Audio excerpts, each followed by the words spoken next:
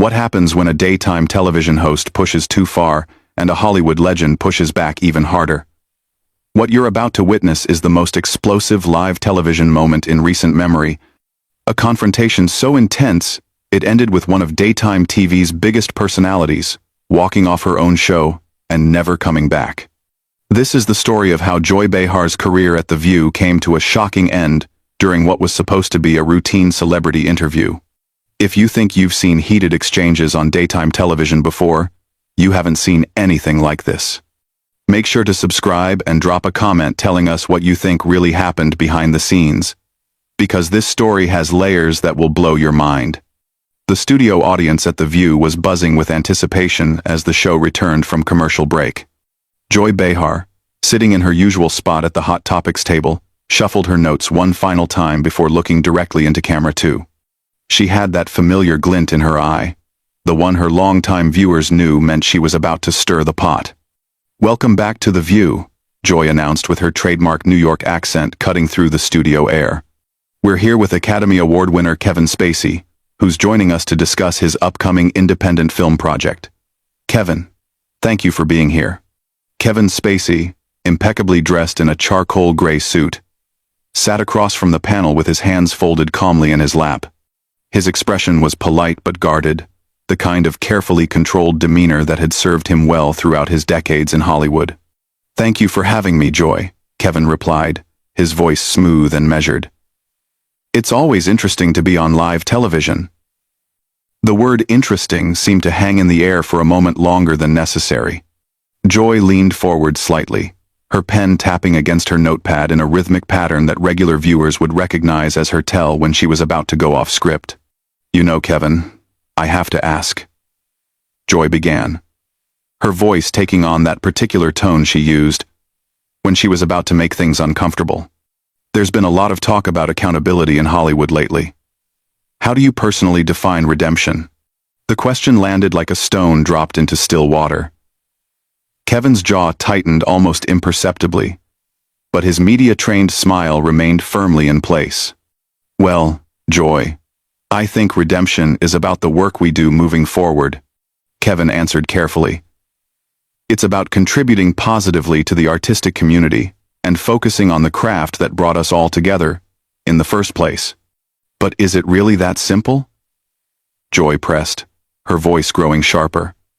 "Can someone just decide they've moved forward and expect everyone else to move with them?"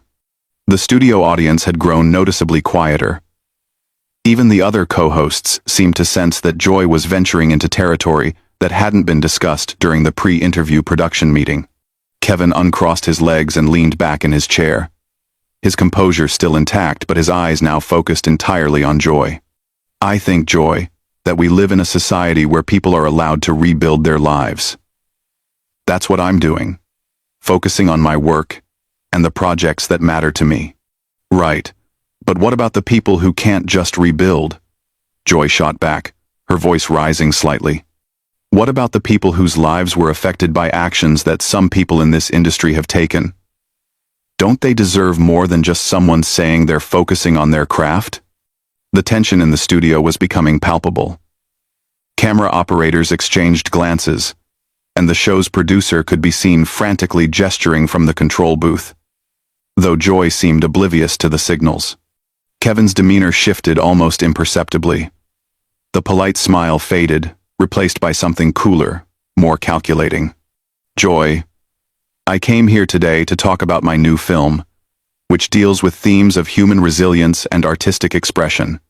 I'm not sure what specific situations you're referring to, but I think it's important that we don't make assumptions about people's experiences or motivations." "Oh, I'm not making assumptions," Joy replied, her voice now carrying the full force of her confrontational style. "I'm asking direct questions about accountability, something that seems to be in short supply these days, especially among people who think their talent gives them a free pass." The words hit their mark. Kevin's hands, which had been resting calmly in his lap, now gripped the arms of his chair. His voice, when he spoke, carried a new edge that hadn't been there moments before. "Joy, I need to stop you right there," Kevin said, his tone still controlled but with an unmistakable firmness. "You're making some very serious implications on live television, and I think you need to be very careful about the territory you're walking into." But Joy was in full attack mode now, the kind of confrontational stance that had made her a polarizing figure in daytime television. "I'm being careful, Kevin. I'm being careful to ask the questions that need to be asked. The questions that maybe other people have been too intimidated to ask." "Round. Intimidated?" Kevin repeated, his eyebrows raising slightly. "That's an interesting choice of words, Joy. Are you suggesting that other interviewers have been intimidated by me?" "I'm suggesting that maybe it's time someone asked the hard questions without worrying about ruffling feathers," Joy fired back. "Maybe it's time someone said what everyone else is thinking." Kevin was quiet for a long moment, and the silence stretched across the studio like a taut wire. When he finally spoke, his voice was dangerously quiet. "And what exactly is it that you think everyone is thinking, Joy?" The question hung in the air like a challenge. Joy's co-hosts were now openly uncomfortable, shifting in their seats and exchanging worried glances. The audience seemed to sense that they were witnessing something that was spiraling far beyond a typical daytime television interview. Joy, however, seemed energized by the confrontation. "I think everyone is wondering how someone can just show up and expect to be treated like nothing ever happened. I think people are wondering about accountability, about consequences, about whether talent really does give someone a free pass to just move on." Kevin's response, when it came, was delivered with the precision of a seasoned actor who knew exactly how to make every word count. "Joy, let me ask you something," Kevin said, his voice now carrying a subtle but unmistakable threat. "Do you really want to continue down this path on live television? Because once we go there, we can't go back, and I'm not sure you're prepared for where this conversation might lead." The threat in Kevin's voice was unmistakable, but Joy Behar had built her career on not backing down from confrontation. If anything, his warning seemed to fuel her determination to push even harder. "Are you threatening me, Kevin?" Joy asked, her voice cutting through the studio tension like a blade.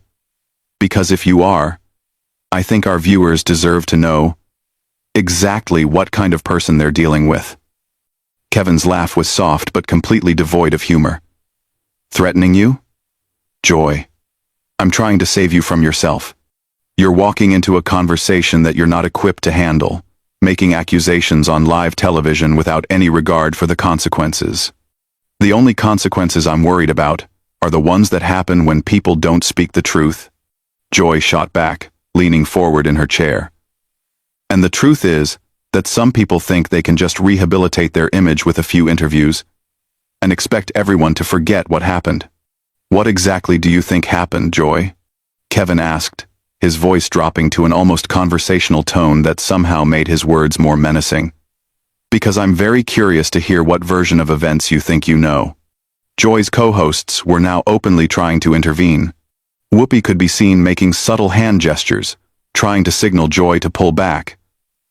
But Joy was completely focused on Kevin, as if the rest of the studio had disappeared. "I think what happened is that powerful people got away with things they shouldn't have gotten away with," Joy said, her voice rising with each word. "And I think some of those people are now trying to pretend it never happened." Kevin was silent for a long moment, studying Joy with the intensity of someone calculating his next move. When he spoke, his voice carried the kind of quiet authority that had made him one of Hollywood's most compelling villains. "Joy, you're making a very serious mistake right now," Kevin said slowly. "You're confusing having a television show with having actual power. You're confusing being loud with being right. And you're about to learn the difference." "Is that another threat?" Joy demanded, her voice now loud enough that it echoed slightly in the studio. "Because I've been threatened by better people than you? And I'm still here." "No, Joy, it's not a threat," Kevin replied, his composure never wavering. "It's a promise. You want to play this game? Let's play. But let's make sure we're both clear on the rules." The studio had fallen completely silent, except for the low hum of the cameras. Even the crew members had stopped moving, sensing that they were witnessing something unprecedented. "What rules?" Joy asked. Though, for the first time since the conversation began, there was a slight tremor in her voice. Kevin smiled, but it was the kind of smile that belonged in a thriller movie. "The rules are simple, Joy. You want to talk about accountability? Let's talk about your accountability. You want to discuss people's past actions? Let's discuss yours." "My past actions?" Joy laughed, but the laugh sounded forced. "What are you talking about?" "I'm talking about the fact that you've built your entire career on attacking people who can't fight back," Kevin said, his voice gaining momentum. "I'm talking about the countless guests who've sat in that chair while you ambushed them with questions they weren't prepared for, accusations they couldn't defend against on live television." Joy's face was beginning to flush red. "That's called journalism, Kevin. That's called asking the tough questions." "No, Joy.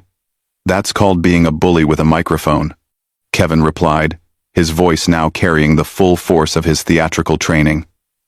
"And the difference between us is that I'm not going to sit here and let you do it to me." "You can't intimidate me," Joy said, but her voice was noticeably less steady than it had been moments before. "I'm not trying to intimidate you," Kevin said calmly.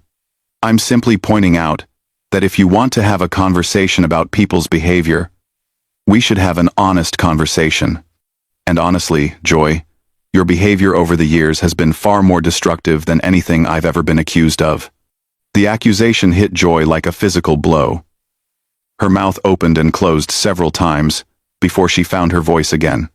"How dare you?" she managed to say. "How dare you sit there and try to turn this around on me?"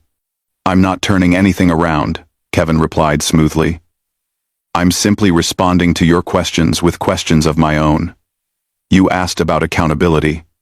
I'm asking about yours. You asked about consequences. I'm asking about the consequences of your actions over the years." Joy was now gripping the edge of the table so tightly that her knuckles had turned white. "My actions? I've spent my career speaking truth to power." "Your actions," Kevin repeated, his voice growing more forceful. "The guests you've destroyed with your ambush tactics. The careers you've damaged with your reckless accusations. The people who've left this studio feeling humiliated and violated because you thought it made for good television." "That's not," Joy started to say, but Kevin cut her off. "The young actors who came on this show to promote their first films and left feeling like they'd been attacked," Kevin continued, his voice building like a prosecutor making his closing argument. "The politicians who agreed to interviews and found themselves facing a hostile interrogation instead. The authors, the musicians, the directors who trusted this show and found themselves facing your particular brand of character assassination." Joy was now visibly shaken, her usual confidence completely eroded. "You don't know what you're talking about." "I know exactly what I'm talking about," Kevin said, leaning forward in his chair. "I know, because I've spoken to some of those people. Joy, I know because the entertainment industry is smaller than you think, and people talk. They talk about the fear they feel when they're booked on this show. They talk about the anxiety they experience knowing they might face one of your ambush interviews. That's..." Joy began, but her voice cracked slightly. "That's what, Joy?" Kevin asked, pressing his advantage. "That's not true? Because I can give you names if you'd like. I can tell you about the young actress who had a panic attack in your green room after you spent 10 minutes attacking her personal life instead of discussing her work. I can tell you about the musician who still won't do television interviews because of how you treated him on this show." Joy's face had gone from red to pale, and her hands were now trembling slightly. The other co-hosts were looking between Joy and the control booth, clearly desperate for someone to intervene. "You're lying," Joy said. But her voice was barely above a whisper. "Am I?" Kevin asked, his voice now deadly quiet. "Because here's the thing about accountability, Joy. It works both ways. You want to hold other people accountable for their actions? then you need to be held accountable for yours. And your actions, over the years, have been consistently cruel, consistently destructive, and consistently protected by the shield of this television show. Joy stood up suddenly, her chair rolling backward with the force of her movement. Her face was now a mixture of rage and something that looked dangerously close to panic. "I don't have to listen to this," she said, her voice shaking with emotion. "No, you don't," Kevin agreed, his voice returning to its earlier calm tone. "You can walk away. You can do what you've always done when someone finally stands up to you. You can run." The word run hung in the studio air like a gauntlet thrown down. Joy stood frozen behind the table, her chest rising and falling rapidly as she stared at Kevin with a mixture of fury and disbelief. "Run?" Joy repeated, her voice cracking with emotion. "I've never run from anything in my life." "Haven't you?" Kevin asked, settling back in his chair with the confidence of someone who knew he had gained the upper hand. "What about the interview with the Broadway producer 3 years ago? The one where you made personal accusations that you couldn't back up, and when he started to defend himself, you suddenly had to go to commercial?"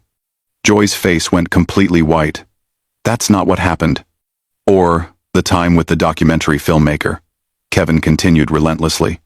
"The one who was trying to discuss her work about women's rights, but you spent the entire interview attacking her personal relationships instead?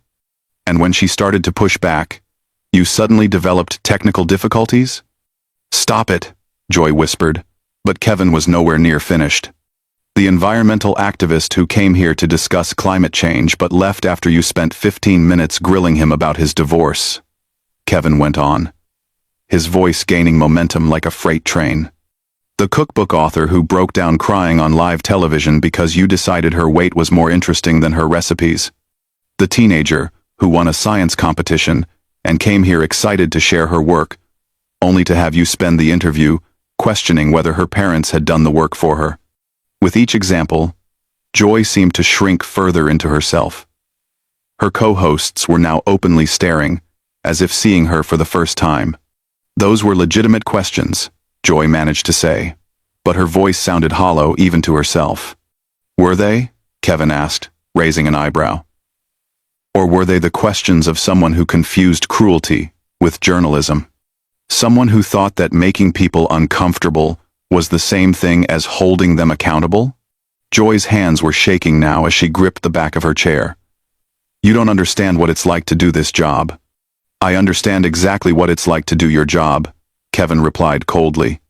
"I understand what it's like to perform every day, to maintain a persona, to give people what they expect from you.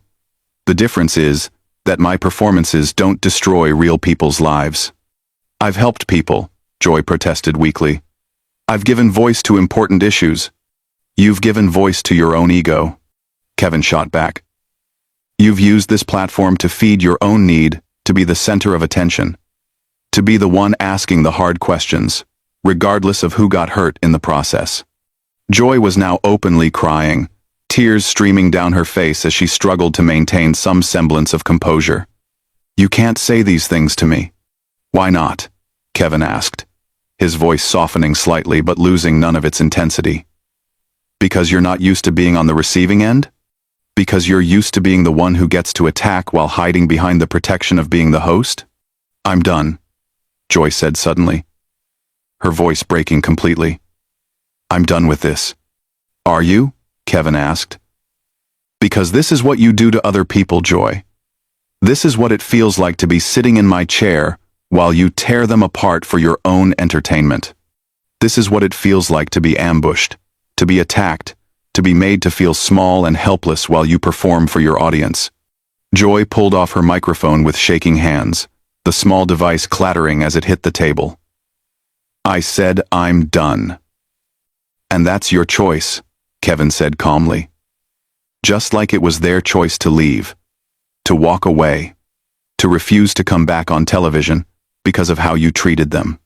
The only difference is that they didn't have anywhere to run to. They just had to live with what you did to them." "Shut up," Joy whispered. But there was no force behind the words. "The young mother who came here to talk about her book on parenting and left feeling like a failure because you questioned every choice she'd made. Kevin continued inexorably. The war veteran who wanted to discuss PTSD awareness, but ended up being grilled about his personal struggles instead of his advocacy work. The small business owner who came here proud of her success and left feeling like a fraud because you spent the interview suggesting she didn't deserve her achievements. Joy was backing away from the table now, her face streaked with tears and mascara. Stop it. Just stop it. The high school teacher who won a national award and came here excited to talk about education, only to have you spend the entire time questioning her methods and making her defend herself to a national audience. Kevin went on, his voice never wavering. The cancer survivor who wanted to share her story of hope, but left feeling like her experience had been trivialized because you were more interested in the dramatic details than the message of resilience. I helped those people, Joy sobbed. I gave them a platform. You used those people. Kevin corrected firmly. You used their story.